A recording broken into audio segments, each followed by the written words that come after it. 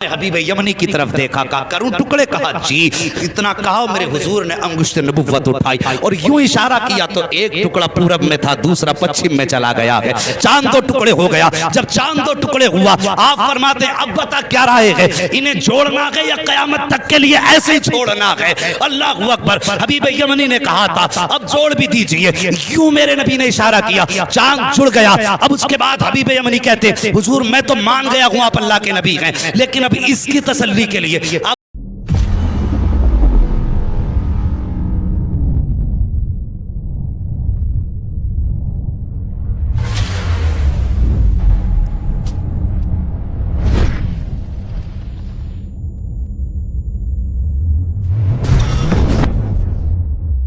نے خط لکھا اپنے دوست حبیب یمنی کے پاس اور اس میں لکھا تھا، ذرا توجہ سے سننا ایمان تازہ ہو جائے گا۔ میں بتانا چاہتا ہوں میرا نبی کتنی شان والا ہے۔ اس نے اپنے حبیب یمنی کو خط لکھا۔ حبیب یمنی ابو جہل کے بزنس پارٹنر بھی تھے اور اس کے ہم سبق ساتھی بھی تھے، بچپن کے دوست بھی تھے اس کے۔ اس نے خط لکھا کہ تم حکیم بھی ہو اور بڑے عقل مند بھی ہو، لیکن آؤ ایک بات ہے تم سے کرنی ہے، جیسی میرا خط تمہیں ملے فوراً چلے آنا مکے میں۔ یہ خط حبیب یمنی تک پہنچا، جیسی خط ان کے پاس پہنچا انہوں نے فوراً سفر شروع کیا، مکے کی سرحد پر آئے۔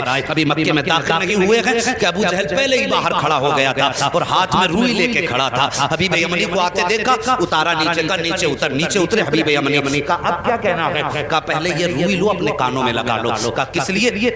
کہا کہ محمد کی آواز تمہارے کانوں تک نہ پہنچ جائے۔ کہا اس سے کیا ہو جائے گا؟ کہا تم نہیں جانتے ہو اس کی آواز جن کے کانوں تک پہنچ جاتی ہے پھر وہ انہی کی بولی بولنے لگ جاتا ہے، انہی کی بولی بولنے لگ جاتا ہے۔ حبیب یمنی نے کہا چل ٹھیک ہے یار بتا پھر تو نے بلایا کس لیے ہے؟ کہا یار تجھ سے سچ بتاؤں؟ کہا ہاں۔ کہا رشتے میں بھتیجا لگتا ہے لیکن باتیں بڑی عجیب کرتا ہے۔ کہا کیا؟ کہ ہمارے خداؤں کو برا کہتا ہے، کہتا یہ پتھر کے خدا ہیں، یہ کچھ نہیں دے سکتے۔ وہ کہتا کہ ایک خدا ہے اور سب کو مرنا ہے، مرنے کے بعد اپنے اپنے زندگی کے اعمال کا حساب بھی دینا ہے۔ کہا یار ذرا سچ بتا کیا بندہ مر کے پھر سے زندہ ہو سکتا ہے؟ حبیب یمنی چونکہ پڑھے لکھے انسان تھے کہنے لگے یار باتیں تو وہ سچی کرتا ہے، جس نے جب کچھ نہ تھے تب پیدا کر دیا تو اگر وہ مارنے کے بعد پیدا بڑا زندہ کر دے تو کون سی بڑی بات ہے؟ کہا یار ذرا ساتھ چل۔ ہاتھ پکڑا ابو جہل نے حبیب یمنی کا، اپنے نبی کی شان ملاحظہ کرو، اپنے گھر میں لایا۔ اب حبیب یمنی کہتے بلایا کس لیے ہے تو نے؟ کہا یار میں نے تجھے اس لیے بلایا ہے ذرا اس کا علاج تو کر دے، تو حکیم ہے نبض پکڑ کے دیکھ لے، اس کا علاج کرنا ہے۔ حبیب یمنی کہتے ہیں ٹھیک ہے بلاؤ میں ہاتھ پکڑ کے دیکھوں گا۔ اب ذرا توجہ سے سننا، یہ دشمن کی بولی ہے، سچ وہ ہوتا ہے جو سر چڑھ کے بولا کرتا ہے۔ اگر کوئی اعلیٰ حضرت کو گالی دے تو اس کے بکواس کرنے سے اعلیٰ حضرت کے رتبے کم نہیں ہو جاتے ہیں۔ مخالف اسی کے ہوتے ہیں جو حق پہ ہوا کرتا ہے، دشمن اسی کے ہوتے ہیں جو سچ پہ ہوا کرتا ہے، کبھی اہل غیرے کا کوئی مخالف نہیں ہوا کرتا ہے۔ ذرا توجہ سے سننا پیارے۔ ابو جہل نے کہا تھا کہ میں نے تجھے علاج کے لیے بلایا ہے۔ کہا ٹھیک ہے بلاؤ۔ کہا کیا کرے گا؟ کہا نبض پکڑ کے دیکھوں گا۔ ابو جہل کہنے لگا یار اگر تو نے نبض پکڑ لی تو بات ہی ختم ہو جائے گی۔ کہا کس لیے؟ کہا ہاتھ مت پکڑ لینا۔ کہا کیوں؟ کہا جو اس کے ہاتھ میں ہاتھ دے دیتا ہے پھر وہ بولی اس کی بولنے لگ جاتا ہے۔ کہا یہ کہنا کیا چاہتا ہے؟ تب ابو جہل نے کہا تھا یار سن بات سچی ہے لیکن ذرا دماغ میں اتار لینا۔ ایک دن میں گیا تھا محمد کے پاس اور میرے ہاتھ میں پتھر تھے، میں نے جا کے کہا تھا بتا میری مٹھی میں کیا ہے؟ تو انہوں نے میری طرف دیکھا اور دیکھنے کے بعد کہا اگر میں بتاؤں تو کیا کمال ہوگا، اگر یہ خود بتائیں جو تیری مٹھی میں تب کمال ہو جائے گا۔ کہا میں خوش ہو گیا، میں سوچنے لگا یار اب تو یہ پھنس گئے ہیں، میرے ہاتھ میں پتھر ہے اور پتھر بولا نہیں کرتے ہیں۔ کہا یہ سوچ کے میں نے کہا ٹھیک ہے انہی سے کہلوا دو۔ میرے نبی نے فرمایا کنکریو، اگر میرے نبی نے فرمایا جو تیری مٹھی میں ہے اگر میں بتاؤں گا تو کوئی کہے گا کسی نے بتا دیا ہوگا، آخر اس مٹھی میں رہنے والی چیز سے پوچھ کے ہم کون ہے۔ جیسی اس نے کہا بہت خوش ہوا، کان کے قریب مٹھی لگائی، جیسی کان کے قریب لگائی تو پتھر کہہ رہے تھے لا الہ الا اللہ محمد الرسول اللہ۔ ابو جہل کہنے لگا او یار یہ ہاتھ کا کمال ہے، ہاتھ مت پکڑ لینا، اگر اس کا ہاتھ پکڑ لو تو بات ہی ختم ہو جاتی ہے، ہاتھ یہاں پکڑتا ہے رب کی رحمت پہ جا کے چھوڑ دیتا۔ اللہ اکبر۔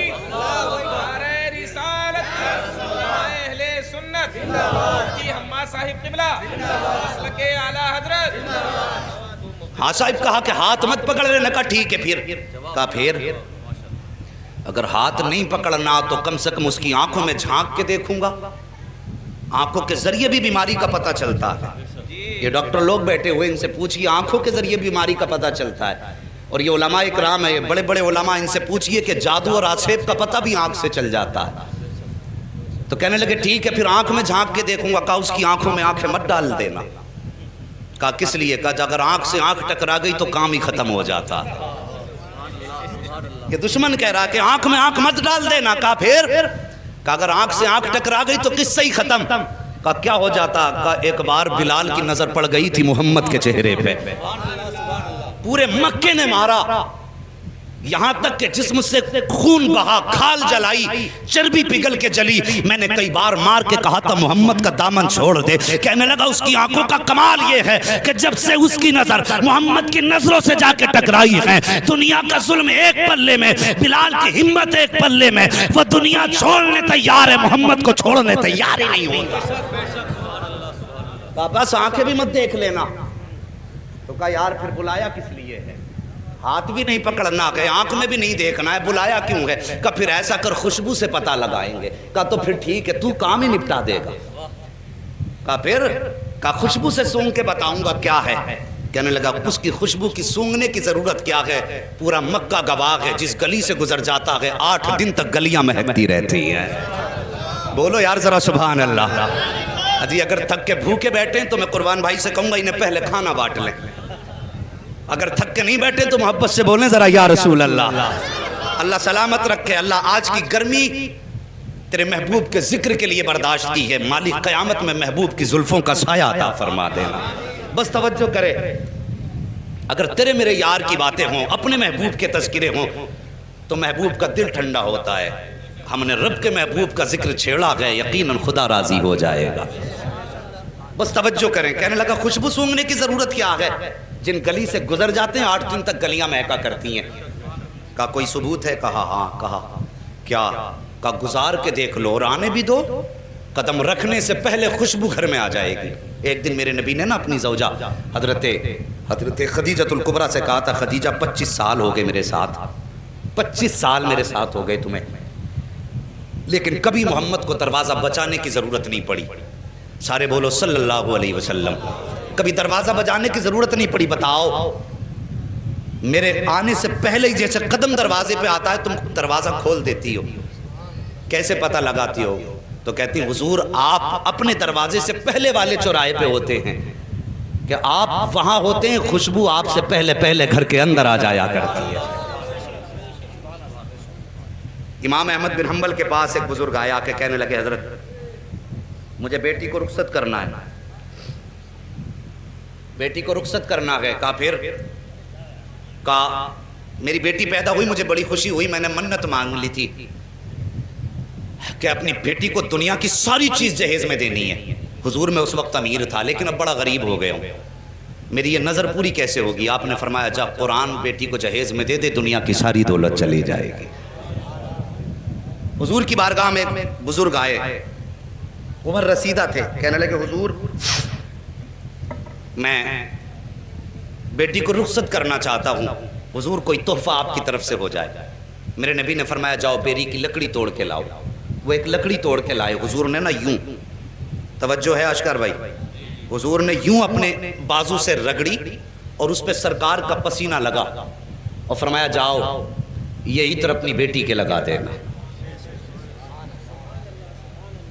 کیا فرمایا؟ جاؤ یہ پسینہ میرا اپنی بیٹی کے لگا دینا. مورخین نے لکھا ہے لے کر کے گئے وہ پسینہ سرکار کا بیٹی کے لگایا. جب داماد آئے گھر کے اندر تو وہی پسینہ داماد کے لگایا. اللہ اکبر. مورخین اور محدثین فرماتے ہیں کہ ان میں تو خوشبو آتی رہی جب تک جیے، لیکن ان کی 7 پشتوں تک مصطفیٰ جان رحمت کی خوشبو آتی رہی تھی. اور امام قسطلانی جو سرکار کے 900 سال کے بعد پیدا ہوئے، آپ فرماتے ہیں جب میں اس گلی سے گزرا جس گلی میں وہ نسل آباد جس پر مصطفیٰ کا پسینہ لگا تھا، امام قسطلانی فرماتے ہیں 900 سال گزر گئے، 900 سال کے بعد ایک بچہ میرے سامنے سے گزرا، جب میرے آگے سے گزرا اس کے بدن سے مدینے والے محمد کی خوشبو آ رہی.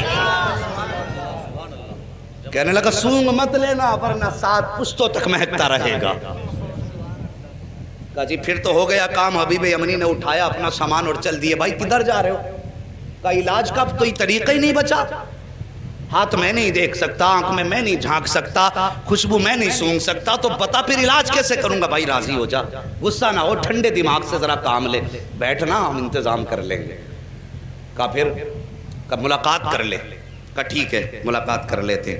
جگہ کا تعین، کدھر جانا؟ کہا ان کے ہاں تو نہیں جائیں گے, انہیں اپنے گھر بلا لیتے. توجہ کرنا, کیا کہا انہیں اپنے, ذرا سارے کہہ دو, اپنے گھر بلا لیں گے, اپنے. کاش اللہ اس آمد کے صدقے میں آج بھی مصطفیٰ کی آمد ہو جائے. واللہ وہ سن لیں گے, فریاد کو پہنچیں گے, اتنا بھی تو ہو کوئی جو آ کرے دل سے. کہا گھر بلا لیتے. المختصر یہ فیصلہ ہو گیا, سرکار کی بارگاہ تک خبر پہنچی, اسلام کا ابتدائی دور ہے. کہا حضور آپ کو فلاں جگہ پہ آنا پڑے گا. ابو جہل جس کا لقب ہے, مشہور ہے دنیا میں لفظ ابو جہل سے, کیونکہ میرے نبی نے ایک بار ابو جہل کہہ دیا تھا, آج تک پوری دنیا ابو جہل کہہ رہی ہے. اور حضور نے ایک بار کہہ دیا تھا تمہارا نام ابو ہریرہ ہے, پوری دنیا سے نام بھولے بیٹھی ہے. حضور جو کہتے ہیں وہی پتھر کی لکیر ہے. توجہ کیجئے.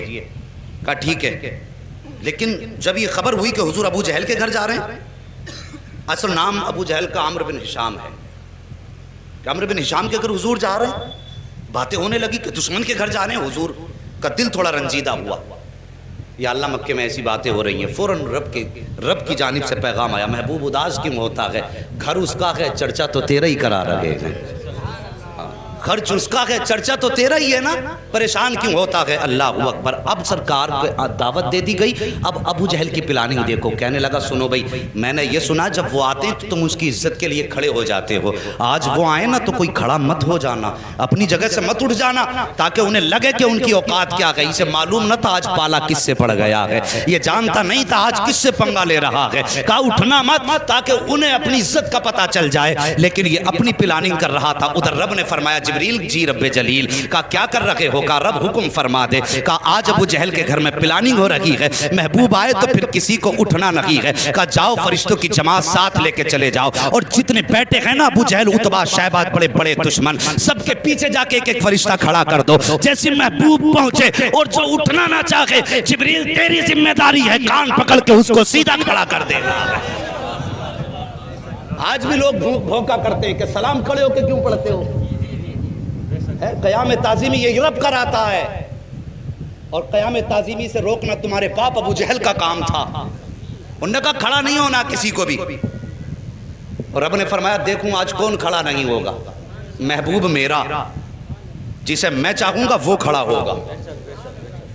اللہ اکبر. جب نبی کو دشمنوں نے گھیرا ہے تب مدد کے لیے جبریل آئے ہیں. اس پہ کئی ساری روایتیں ہیں, لیکن وقت کم ہے, میں اس کو بھی بتا کے چلتا. لیکن بس نبی کی شان سن لو. بات کر دی اس نے کہ کوئی اٹھ کے کھڑا مت ہونا. اللہ اکبر. ادھر میرے نبی, ساتھ میں چند صحابہ ہیں, اسلام کا ابتدائی دور ہے. ابو جہل کی محفل میں بیٹھے ہوئے ہیں لوگ, جماعت در جماعت. اس کے اپنے چاہنے والے بڑے بڑے کافر مکے کے بیٹھے تھے, اور یہ چاہتے تھے نبی کو ذلیل کریں معاذ اللہ, ان کی گردن جھکائیں. لیکن انہیں معلوم نہ تھا فانوس بن کے جس کی حفاظت ہوا کرے, وہ شمع کیا بجھے جسے روشن خدا کرے. اللہ اکبر. وہ کیسے شرمندہ کر سکتے تھے جس کو کائنات کو جس کے قدموں سے عزت ملی ہو, اس کو کیسے ذلیل کیا جا سکتا ہے. میرے حضور نے قدم رکھا, ابو جہل نے عتبہ کے کونی ماری, عتبہ نے شیبہ کے کونی ماری, ایک دوسرے کے کونی مار کے کہنے لگے آ گئے اٹھ کے کھڑے مت ہو جانا. لیکن جیسی آئے نا, حضور نے بھی دروازے پہ قدم رکھا تھا, پہلا قدم حضور نے اندر رکھا. ابو جہل نے سب کو دیکھا, اٹھنا نہیں. جیسی کہا نا اٹھنا نہیں, ابو جہل کے پیچھے جبریل امین کھڑے تھے. سب سے پہلے ابو جہل کا کان پکڑا اور سیدھا کھڑا کر دیا. جب ابو جہل کھڑا ہوا, عتبہ خود کھڑا ہو گیا, شیبہ خود کھڑا ہو گیا, دشمن خود بخود کھڑے ہو گئے. جب سب کے سب کھڑے ہو گئے, میرے حضور نے اندر قدم رکھا, آئے عزت سے اپنی جگہ پہ بیٹھے, اور بیٹھنے کے بعد پھر پوری جماعت پہ ایک نگاہ ڈالی. جب نگاہ ڈالی ایک دوسرے کو تک رہے تھے. عتبہ شیبہ سے کہہ رہا تھا یار کیوں کھڑا ہو گیا, شیبہ عتبہ سے کہہ رہا تھا تو کیوں کھڑا ہوا. سب مل کے چودھری ابو جہل سے کہہ رہے تھے تم کیوں کھڑے ہو گئے. وہ کہہ رہا تھا یار مجھے خود نہیں پتا چلا میں کیسے کھڑا ہو گیا ہوں. میرے حضور بیٹھے ہیں, اور بیٹھنے کے بعد پھر میرے آقا نے فرمایا تھا چھوڑ دے اس کے کان. اتنا کہا نہ دھڑام سے ابو جہل نیچے گرا. جیسے نیچے گرا, حبیب یمنی کہتے ہیں او حبیب یمنی نے کہا تھا ابو جہل پتا چل گیا ہے کہ سچا کون ہے جھوٹا کون ہے. تیرے کھڑے ہونے نے بتا دیا ہے کہ جھوٹا تو ہے, سچا رب نے محبوب کو بنا کے بھیجا ہے.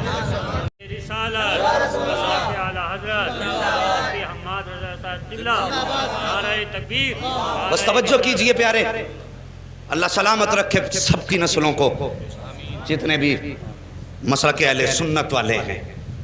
بس توجہ کیجئے. بیٹھ گئے, حبیب یمنی کہنے لگے مجھے اس نے بلایا ہے, اور اس لیے بلایا ہے کہ سنا ہے آپ ایسی ایسی بات کرتے ہیں. میرے نبی نے فرمایا ہاں میں اللہ کا رسول ہوں. خدا ایک ہے، قولوا لا الہ الا اللہ تفلحوا انی رسول اللہ۔ ہاں میرے نبی نے فرمایا، حضرت حبیب یمنی ابھی ایمان نہیں لائے تھے، کہنے لگے اچھا اگر آپ نبی ہیں تو یہ تو میں بھی جانتا ہوں کہ نبی جادوگر کا جادو آسمان پہ نہیں چلتا ہے، صرف زمین پہ چلتا ہے۔ اس کا دعویٰ یہ کہ آپ جادوگر ہیں، میرے نبی کے بارے میں کہنے لگے کہ ابو جہل کا دعویٰ یہ کہ آپ جادوگر ہیں، لیکن میں یہ جانتا ہوں کہ جادوگر کا جادو زمین پہ چلتا ہے، آسمان پہ نہیں۔ اور نبی وہ ہوتا ہے جو دل کے حال جانتا ہے۔ آج بد مذہب بدعقیدہ لوگ کہتے ہیں کہ حضور کو پیٹھ کے پیچھے کی خبر نہیں۔ حبیب یمنی ایمان لانے سے پہلے جانتے ہیں نبی وہ ہوتا ہے جو دل کی بات جانتا ہے، جو راز جانتا ہے، وہ نبی ہوتا ہے۔ یہ حبیب یمنی کہہ رہے ہیں، کہتے ہیں حضور اس لیے میرے دو سوال ہیں، دو سوال یاد رکھنا۔ حبیب یمنی کیا کہتے ہیں؟ میرے بولو سارے بولو، میرے دو سوال ہیں، ایک سوال میں کروں گا جواب آپ کو دینا ہے، دوسرا سوال بھی آپ کریں گے جواب بھی آپ دیں گے۔ یہ دو باتیں کہیں حبیب یمنی نے، اتنی بات کہی، میرے نبی فرماتے ہیں ٹھیک ہے بتاؤ پہلا سوال کرو۔ کہا میں جانتا ہوں کہ جادوگر کا جادو آسمان پہ نہیں چلتا، اگر آپ نبی ہیں تو چلیے چاند کے دو ٹکڑے کر سکتے ہیں آپ؟ وقت دوپہر کا تھا، دوپہر کا وقت تھا، سورج تھا، چاند نہیں تھا اس وقت میں۔ کہا آپ چاند کے دو ٹکڑے کر سکتے ہیں؟ میرے حضور اٹھے، کہا چلیے۔ حضور آگے آگے، حبیب یمنی پیچھے پیچھے، ابو جہل سب سے پیچھے۔ جب حضور چلنے لگے نا، ابو جہل نے یوں گردن جھکائی، چہرہ اتر گیا۔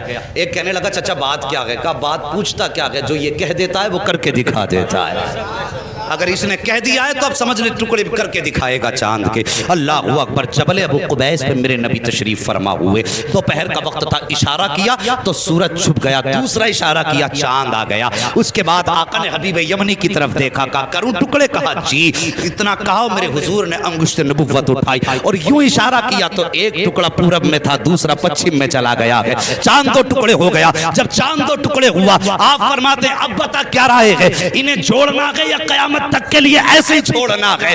اللہ اکبر۔ حبیب یمنی نے کہا تھا اب جوڑ بھی دیجئے، یوں میرے نبی نے اشارہ کیا، چاند جڑ گیا۔ اب اس کے بعد حبیب یمنی کہتے حضور میں تو مان گیا ہوں آپ اللہ کے نبی ہیں، لیکن اب اس کی تسلی کے لیے اب آپ میرے دوسرے سوال کا جواب دیں۔ میرے نبی فرماتے سن، یمن میں تیری ایک بیٹی ہے جو مفلوج ہے، جس کی آنکھوں سے بھی نظر نہیں آتا ہے، کانوں سے سنائی نہیں دیتا ہے، زبان سے گونگی ہے، ہاتھ پیر سے اپاہج ہے، اور تو یہ چاہتا ہے اللہ اس کو شفا عطا فرما دے۔ اتنا سننا تھا، قدموں پہ گرے حبیب یمنی مصطفیٰ کے، کہتے آقا دیر نہ کیجئے، ہاتھ بڑھائیے، کلمہ پڑھائیے، میں مان گیا ہوں، پہچان گیا ہوں یہ جھوٹے ہیں آپ سچے ہیں۔ میرے نبی نے کلمہ پڑھایا۔ حبیب یمنی جب رخصت ہونے لگے، حضور فرماتے ہیں جا، ہم نے تیری بیٹی کو بھی شفا عطا فرما دی ہے۔ اب توجہ کیجئے، یمن کا مدینے سے فاصلہ دیکھیے اور یہ دوریاں دیکھیے۔ آقا فرماتے ہیں اللہ نے تیری بیٹی کو میرے ذریعے شفا دے دی ہے۔ حبیب یمنی دروازے پہ آئے ہیں، دروازہ کھٹکھٹایا، اندر سے آواز آئی، اس بیٹی کی آواز جو بول نہیں سکتی تھی، کہتی بابا ٹھہریے ابھی آ رہی ہوں۔ بچی جو چل نہیں سکتی تھی توڑ کے دروازے پہ آئی ہے، دروازہ کھولا، حبیب یمنی نے بیٹی کو دیکھا، زارو قطار رونے لگے۔ فرماتے بیٹی یہ کیسے ہو گیا، کیسے ٹھیک ہو گئی؟ بچی نے کہا تھا بابا دوپہر کا وقت تھا، میں لیٹی ہوئی تھی، لیکن اچانک شور ہوا کہ اندھیرا ہو گیا ہے، اندھیرا ہو گیا ہے بابا، مجھے تو نظر نہیں آتا، لیکن جیسی شور ہوا اندھیرا ہو گیا، میں یہ سمجھی رات ہو گئی ہے، میں لیٹی میری آنکھ لگ گئی، کیا دیکھتی ہوں خواب میں بڑے حسن والا چہرہ، بڑی خوبصورت وجاہت والا ایسا چہرہ تھا بابا کہ نظر پڑنے کے بعد ہٹنے کا نام نہیں لے رہی تھی۔ وہ میرے خواب میں آیا، اس نے آ کے میرے سر پہ ہاتھ رکھا، بابا ہاتھ لگنے کی دیر تھی کہ میرے پورے بدن کو اللہ نے شفا بخش دی ہے، اور بابا مجھے کلمہ بھی پڑھا کے گیا ہے۔ اللہ اکبر۔ اتنا سنا، بیٹی کے سر پہ ہاتھ رکھ کے حبیب یمنی روئے اور کہتے بیٹی میں بڑے نصیب والا ہوں، جس کی تو بات کر رہی ہے میں اسے دیکھ کے بھی آیا ہوں، اس کے ہاتھ میں ہاتھ دے کے بھی آیا ہوں، اور اس کے شہر میں کلمہ پڑھ کے آیا ہوں۔ تب بیٹی نے رو کے کہا تھا بابا نصیب والے آپ نہیں ہو، بلکہ آپ سے زیادہ نصیب والی میں ہوں۔ کہا بیٹی کس لیے؟ کہا آپ جا کے اس کے شہر میں گئے ہو، تب کلمہ پڑھا کے میں کتنے نصیب والی ہوں کہ وہ میرے گھر آ کے مجھے کلمہ پڑھا کے گیا۔